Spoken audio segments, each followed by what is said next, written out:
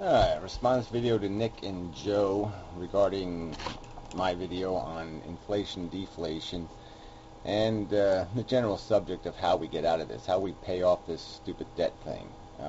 Because it really, we should be able to agree that it would be quite ludicrous for us to take a third of our production and just write it off. Just say right from the start, a third of our assets we will give to the holders, the owners, in perpetuity. And that's essentially what we're resigned to. There's no practical way to fix this problem because they're always going to have an excuse. They're always going to say, well, you can't tax a recovering economy, and you can't tax a thriving economy, and you can't tax...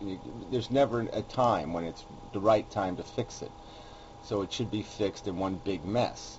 And if we control the mess as it's messing, then we'll get out of this quicker. I've made the analogy before. If we take the house of cards apart, it'll be much easier to rebuild than if we let it fall. House of Cards isn't a good example. A better example is taking down something that you want to rebuild again, and you don't want to destroy the foundation. You don't want to break the ground. And so you take it apart a piece at a time. You just don't blow it up. You don't let it fall down. You take it down. Because it might fall on something important. And we can see that our civilization is fragile enough. Alright, so anyway, I'll play one little clip of Nick's here because this is really what it's all about. This is the bottom line. What a trillion is, it's such a hugely stuffing, monstrous quantity of money. It is just 1 trillion is. It's an enormous amount of money. There's Gates, Buffett, Ellison and Walton at 1590, 120, 140, say 140, throw the rest of the Waltons in, 160, 180, say 200 billion, and you've got the Waltons, Ellison, Buffett and Gates. And after that, it's not peanuts. It's 15, 17 billion of Bloomberg, but then you're soon down to 10 billion. But you've got 200 billion there for the Walton, Ellison, Buffett and Gates. And that's the American dream. That's the amazing thing you can do in a free-ish, capitalistic-ish society. You can get that mega wealthy. But well, why would you want to? Why would you want to have more money than you can spend? More money than you can practically live on? The only reason would be to control somebody else's destiny, to control their future. Yes, these people are invested in their corporations, the corporations they built.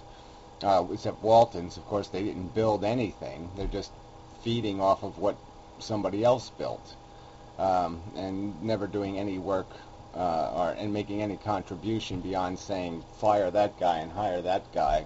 I'm off onto the yacht now. You talk like this getting mega wealthy is somehow productive. That, again, I'll make the argument. People cannot acquire stuff, ownership, possession, without taking it from somebody else. There's no free stuff. Not unless you're making the stuff in your house. It doesn't come from anywhere else. It has to come from somebody else's stuff pile or from their labor. And we have mortgaged our future labor. Years and years and years of it. I'm sitting here on an obligation there's no way I can pay, and all I can do is finance it forever, for the rest of my life. You just finance this borrowing that I didn't consent to, not explicitly. I had no choice in a two-party system because they both were going to screw me. But anyway, okay, so Nick basically spends the first half of the video just talking about how there isn't enough rich people. But he's not using real statistics. He's going to the top 20 people. Well, yeah, we live in a country of 300 million people, and he's counting 20 people and saying, oh, well, the richest 20 don't have the money. Yeah, but the richest 10,000, the richest 50,000 probably do have the money. And so I'll throw the statistic at you again. 8,000 households have the same income as the bottom 20% of the entire population. All right, and that bottom 20, those households average $17,000 in income. I mean, come on. This is not a huge, preposterous. I mean, if and look, and again, I'll argue that I don't even care, okay, about the wealth equation. Let people make as much money in their life as they can make. Let's just stop the birthright crap. Let's just stop the legacy part of it. So let's put a limit on it. I mean, $2 million and nothing more per individual. No individual can inherit more than $2 million. What is wrong with that? Why is that not the American dream? Why can't people say, yes, I could, $2 million is plenty. I can live on that. Why do we have to be more excessive than that in our expectations, in our lottery expectations? I mean, all you're defending is lottery psychology, Nick. I mean, would you tell a poor person to go buy lottery tickets? I don't think you'd give them that advice. You'd be sensible to them. You'd be fair to them and say, you're wasting your money. You're not going to win the lottery, idiot. Okay, you're just wasting your money. You're throwing it away. That's the counsel you'd give them. We're throwing our money away on this stupid lottery psychology. This idea that, okay, so 1 in 8 million of us will have it great, while the 7,999,000 lose. Why? Why invest in that psychology? It's just fucking stupid. And so there's a very small percentage of the population that has to be inconvenienced. And again, it's an inconvenience, Nick. We're not talking about death or mayhem or horror. We're talking about taking away their control of our lives. Not their lifestyle in substance, just their control of our lives. What is the horror in that? I just can't make the scenario. I can't make a holocaust out of the idea that rich people will have to relinquish their control over our lives, and they won't be able to build any more giant castles or, personally lured. But that's the other part of this equation. I mean, I asked the question, can the rich get too rich? And I haven't gotten straight answers, really. I mean, Joe says yes, but, he doesn't have a solution to it. It's a problem the system has to solve, and the only way it can solve it is to put a limit on it. There's no other way to solve this consolidation problem. It's been the blight of mankind its entire financial history. As soon as the first dollar was manufactured, this was the blight. And we really should be to the point where we can understand that that's what happens. That's right. So yeah, they're not kings and they're not nobles, but it's effectively the same thing. And as you pointed out, Walton money. Walton money is in that top 10 list, and Walton's dead. So how does that make any sense? This is.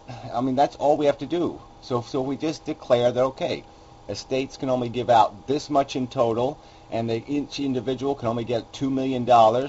Then we're free from all these liabilities of this capitalism. We can let the system go run amok, and it won't matter, because it can only be even if somebody gets draconianly wealthy, their power will end, okay, with their life. Okay, it will take a last breath, and we'll be able to recover from it. They can only squander and waste so much money. But right now we have a whole class of people that is no better than the bottom class in terms of being parasitical on our existence. I'd say they're far worse than the entire welfare state, because they are compromising our lives. We are having to spend so much money to finance their expectation that they're going to make money on every asset that exists. They're renting everything. I mean, this is still my argument. We are renting life. We're not possessing it. If you're born into $200,000 of debt, you are renting your fucking life. And you can have the illusion that you own something, but you own nothing if your debts are called. And so let's just wipe this mess out. Let's clean the slate. Let's get this over with. and create an economy where this interest thing isn't attached to every single thing. Every single thing now has this interest obligation tied to it. Some asshole has to keep making profits off every single part, every commodity, every bit of stuff this is made out of. There's somebody gleaning a profit, gleaning interest out of the stuff.